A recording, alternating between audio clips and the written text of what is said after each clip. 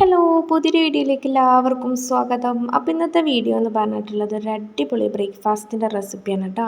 നമ്മൾ ഉഴുന്നൊന്നും ചേർക്കാതെ ഒരു അടിപൊളി ദോശ ഉണ്ടാക്കിയെടുക്കാൻ നല്ല സിമ്പിളാണ് ഉണ്ടാക്കിയെടുക്കാൻ. നല്ല ഹോൾസോട് കൂടിയിട്ടുള്ള ഒരു ദോശയാണ് കേട്ടോ. അപ്പം ഇതെങ്ങനെ ഉണ്ടാക്കിയെടുക്കുന്നതെന്ന് നോക്കാം. അതിന് വേണ്ടിയിട്ട് 2 കപ്പ് പച്ചരി ഒന്ന് കുതിർക്കാൻ വേണ്ടിയിട്ട് വെക്കണം. എന്നിട്ട് ഈ ഒരു പച്ചരിയിലേക്ക് നമ്മൾ ഉഴുന്നൊന്നും ചേർക്കുന്നില്ല. അതിന് പകരമായിട്ട് ഒരു 1/4 ടീസ്പൂണോളം ഉലുവയാണ് ചേർത്ത് കൊടുക്കുന്നത്.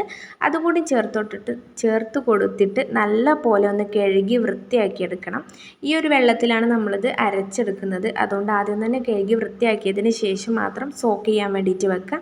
ഒരു 4-5 മണിക്കൂറൊന്ന് സോക്ക് ചെയ്ത് കിട്ടുമ്പോൾ തന്നെ നല്ല പോലെ അരി ഒന്ന് സോക്ക് ചെയ്ത് കിട്ടിയിട്ടുണ്ടാവും കേട്ടോ. എന്നിട്ട് ഈ ഒരു അരി നമ്മൾ ഈ ഒരു വെള്ളത്തോടെ തന്നെ മിക്സിൻ്റെ ജാറിലേക്ക് ഒന്ന് ഒഴിച്ചു കൊടുക്കുന്നുണ്ട്.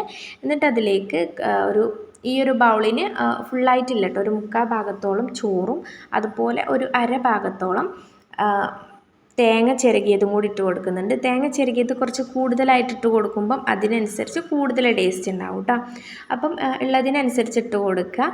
എന്നിട്ട് നല്ല പോലെ തന്നെ ഒന്ന് അരച്ചെടുക്കണം കേട്ടോ. ഈ ഒരു അരപ്പ് അരച്ചെടുക്കാൻ വേണ്ടിയിട്ട് നമ്മൾ അരി കുതിർത്തിട്ടുള്ള സെയിം വെള്ളം തന്നെയാണ് യൂസ് ആക്കിയിട്ടുള്ളത്. പിന്നെ കുറച്ചൊരു തിക്ക് തോന്നുകയാണെന്നുണ്ടെങ്കിൽ ആ ഒരു മിക്സിൻ്റെ ജാറൊന്ന് ചുഴറ്റിയിട്ട് അതിലേക്ക് ഒഴിച്ചു കൊടുക്കുക.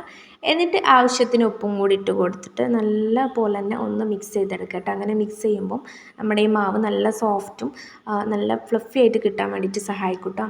അങ്ങനെ ഇപ്പോൾ ഞാൻ നൈറ്റാണ് അരച്ച് വെച്ചിട്ടുള്ളത്. അങ്ങനെ ഒരു നൈറ്റ് ഫുള്ളായിട്ട് വെച്ചതിന് ശേഷം എടുത്ത് നോക്കുമ്പോൾ നല്ല പോലെ തന്നെ നമുക്കിത് കിട്ടിയിട്ടുണ്ട്.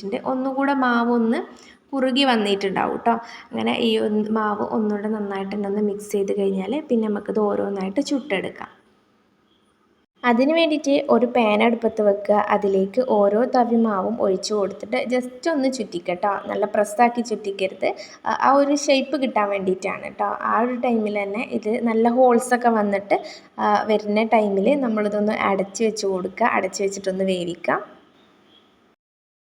നിങ്ങൾക്ക് നല്ല തിന്നായിട്ടാണ് ദോശ വേണ്ടതെന്നുണ്ടെങ്കിൽ ഒന്നും കൂടി ചുറ്റിച്ച് കൊടുത്താൽ മതി കേട്ടോ. ആ ഒരു മാവ് എല്ലായിടത്തേക്കും എത്തുന്ന രൂപത്തിലൊന്ന് ചുറ്റിച്ചാൽ മതി. പ്രസ്സാക്കേണ്ട ചുറ്റിച്ച് കൊടുക്കരുത്. അപ്പം ഹോൾസ് ഒന്നും വരില്ല കേട്ടോ. അതുകൊണ്ട് പ്രസ്സാക്കാതെ ജസ്റ്റ് ഒന്ന് ചുറ്റിച്ച് കഴിഞ്ഞാൽ നല്ല ഹോൾസായിട്ട് നല്ല പെർഫെക്റ്റ് ആയിട്ട് നമുക്ക് ഈ ഒരു അപ്പം കിട്ടും കേട്ടോ. നമ്മളത് ഉഴുന്നൊന്നും ചേർക്കാതെയാണ് ഉണ്ടാക്കിയെടുത്തിട്ടുള്ളത്.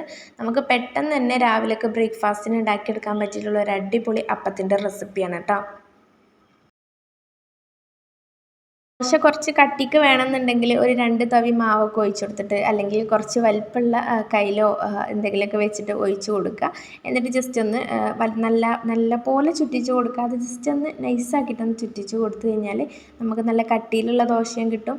അല്ലാതെ നൈസായിട്ട് വേണ്ടെന്നുണ്ടെങ്കിൽ അങ്ങനെയും കിട്ടും കേട്ടോ. അപ്പോൾ അത് കാണുമ്പോൾ തന്നെ മനസ്സിലാവും നല്ല സോഫ്റ്റ് ആയിട്ടുള്ള ദോശയാണ്. അപ്പോൾ എല്ലാവരും ഒന്ന് ഉണ്ടാക്കി നോക്കുക. നല്ല സിമ്പിളാണ് കേട്ടോ. എന്നിട്ട് ഫീഡ്ബാക്കൊക്കെ ഒന്ന് അറിയിക്കുക. പിന്നെ വീഡിയോ ഇഷ്ടപ്പെട്ട് കഴിഞ്ഞാൽ ലൈക്ക് ചെയ്യാനും ഷെയർ ചെയ്യാനും പിന്നെ സബ്സ്ക്രൈബ് ചെയ്യാനൊന്നും മറക്കല്ലേ കേട്ടോ.